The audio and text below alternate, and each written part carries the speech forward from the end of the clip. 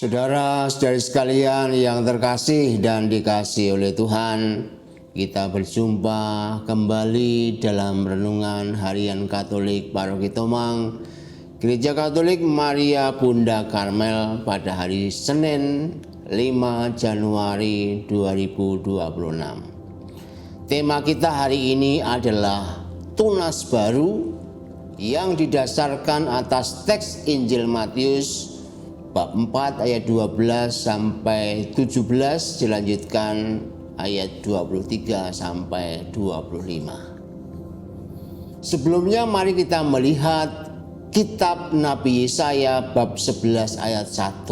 Di situ disebutkan, suatu tunas akan keluar dari tunggul Isai, dan taruk yang akan tumbuh dari pangkalnya akan berbuah. Isai itu adalah ayah dari Raja Daud. Setelah Daud, janji keselamatan dipertegas lagi dan kemudian nyata dalam diri Yesus, keturunan Daud, dan itulah yang kemudian disebutkan buah keselamatan yang disebutkan tadi. Nah, agar mudah membayangkan, saya ingin mengambil contoh begini. Ini kan ada pot bunga lagi ya. Pot bunga ini selalu ada tunas yang muncul kecil naik begitu ya. Ketika tidak ada tunasnya, berarti pohon itu akan segera mati. Begitu ada tunasnya, maka akan terjadi hidup dan lestari. Nah, itu yang bisa kita bayangkan mengapa disebutkan dalam Nabi Yesaya suatu tunas akan keluar. Bahkan keluar itu dari tunggul yang dipotong itu, tapi masih muncul tunas. Bahkan dari tunggul yang seperti itu, pangkalnya yang dipotong tadi, kemudian muncul tunas, justru akan berbuah. Nah, mari kita mencoba merenungkannya dalam 3 hal berikut. Yang pertama tentang tunas muda. Bacaan hari ini menyebut Yohanes Pembaptis telah ditangkap oleh Herodes. Padahal Yohanes baru melakukan baptisan tobat. Mesias yang dinanti-nantikan untuk menyempurnakan tobat dengan baptisan Roh Kudus belum sungguh tampak muncul, atau belum tampak dengan jelas siapa dia itu, meskipun sudah dikatakan oleh Yohanes Pembaptis. Bagaimana kemudian nasib orang-orang Israel yang sudah bertobat ini selanjutnya? Karena Yohanes telah dipenjara.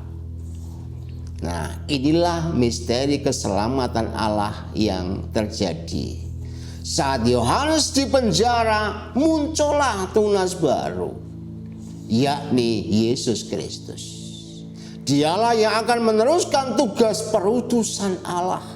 Bahkan tanpa Yohanes, rahmat Allah akan terus mengalir dan tidak berhenti sampai tujuan terjadi, yaitu kesempurnaan di dalam keselamatan. Meskipun dihambat, bahkan para utusan dibunuh seperti dalam perjanjian lama juga, namun rahmat Allah tidak bisa dihentikan. Allah akan terus menerus menumbuhkan tunas yang baru. Kalau demikian adanya, sebenarnya ini langsung bisa kita temukan intinya. Kita ini tidak bisa menganggap diri sendiri sebagai orang satu-satunya yang paling penting dalam gereja misalnya. Barangkali benar kita seorang yang penting dalam hidup ini. Aku ini bisa ini, aku ini bisa itu. Banyak kemampuan yang bisa aku kerjakan. Namun karena hidup kita hanya dalam kurun waktu tertentu, maka kita ini penting hanya di salah satu momen hidup saja. Tidak dalam waktu kita menjadi orang penting sepanjang waktu, itu tidak ada. Maka setiap orang itu ada masanya. Sebelumnya ada masa Yohanes Pembaptis, setelahnya ada masa Yesus. Itulah yang kita bisa renungkan tentang sebuah tunas baru tadi. Sekarang mari kita mencoba melihat tentang tempat baru. Yesus memulai tugas perutusannya sebagai pengganti Yohanes Pembaptis di luar kota Yerusalem. Ia malah pergi ke Kapernaum di tepi Danau Galilea, daerah Zebulon dan Naftali. Bahkan Yesus juga memilih para murid pertamanya di situ, bukan di Yerusalem. Mengapa Yesus tidak mengawali di Yerusalem, di dekat Bait Allah, tetapi justru di Galilea? Secara ekonomis, mayoritas penduduk di sekitar Galilea bermata pencaharian nelayan. Tapi ini bukan bos nelayan, tapi nelayan kecil. Hidup mereka bergantung dari alam yang keras. Secara sosial mereka tidak murni sebagai orang Yahudi juga, karena telah bercampur dengan bangsa-bangsa lain. Maka budaya dan cara hidup beragama mereka juga dipengaruhi oleh bangsa lain. Akibatnya mereka dipandang sebelah mata dan terpinggirkan, baik dari sisi ekonomis yang lebih kecil maupun sisi sosiologis. Mereka adalah keturunan campuran, bukan Yahudi asli. Fakta ini dapat memberikan pesan penting untuk kita. Karya keselamatan Allah itu tidak bisa diklaim sebagai milik sekelompok tertentu. Memang benar, dengan inkarnasi Allah, ternyata Allah hadir sebagai manusia dan Allah itu menjadi terbatas. Ia dibatasi oleh tempat dan waktu. Namun hal itu tidak berarti karya keselamatan menjadi terbatas dan terikat di suatu tempat. Sebaliknya, dari Yerusalem keselamatan Allah mengalir di setiap sudut dunia. Problemnya adalah Yohanes Pembaptis itu ditolak. Oleh para pemuka jemaat, ia dipandang sebagai orang yang telah kerasukan setan. Kita kan pernah mendengar tentang itu. Jadi orang sehebat Yohanes Pembaptis pun ditolak sebagai orang yang kerasukan setan. Ia dipandang sebagai orang yang telah kerasukan setan dengan cara hidupnya yang sedemikian keras dan suaranya yang begitu tajam. Bahkan kondisi terkini adalah ia sebagai orang yang sungguh-sungguh mendapatkan bagian yang sulit, yaitu di penjara.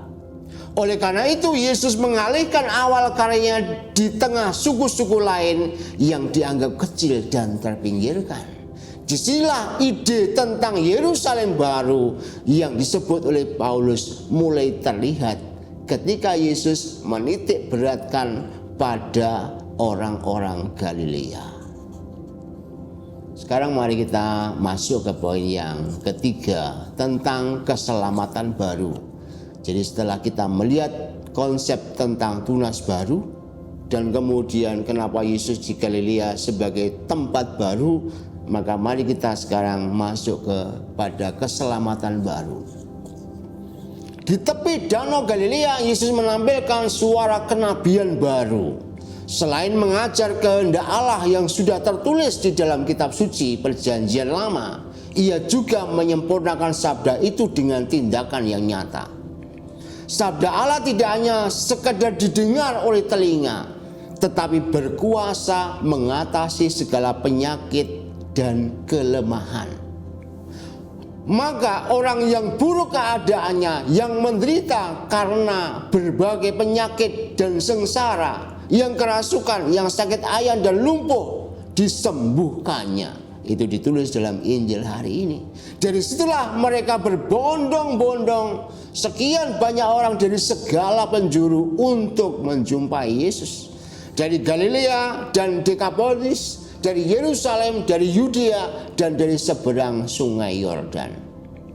Karya keselamatan Allah benar-benar tidak lagi terbelenggu oleh tempat, tidak bisa diklaim oleh kelompok tertentu, tetapi menjadi satu pribadi yang luar biasa, yaitu Yesus sendiri.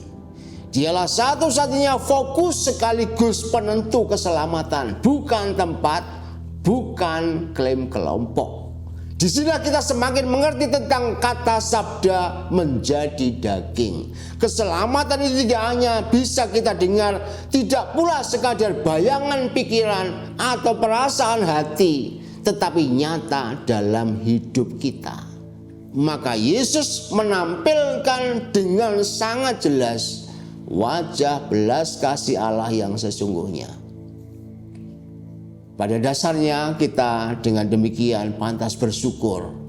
Karena ternyata kita dipanggil menjadi orang Katolik yang dibekali dan dilengkapi kekayaan iman yang sungguh sangat luar biasa kaya. Dalam dan melalui gereja Katolik, Allah melimpahkan kekayaan rohani yang sedemikian subur. Mau apa saja sebenarnya di situ sudah dijawabi. Namun semua ini tidak bisa berhenti pada sarana, terjebak dalam jasa, bahkan klaim rasa puas diri hingga kita justru tidak memahami Yesus sebagai penyelamat. Kita hanya terbelenggu pada poin-poin itu saja tapi nggak sampai kepada Yesusnya. Apapun kita hanyalah stasi atau perhentian sementara atau sejenak, supaya kemudian bisa melanjutkan keselamatan terjadi sampai di seluruh bumi. Dan itu mesti bermuara pada Yesus sendiri. Mari kita renungkan sabda Tuhan hari ini, supaya kita tidak masuk dalam jebakan kekuatan kejahatan yang kelihatannya lembut tapi sebenarnya sangat menjebak kita. Tuhan memberkati.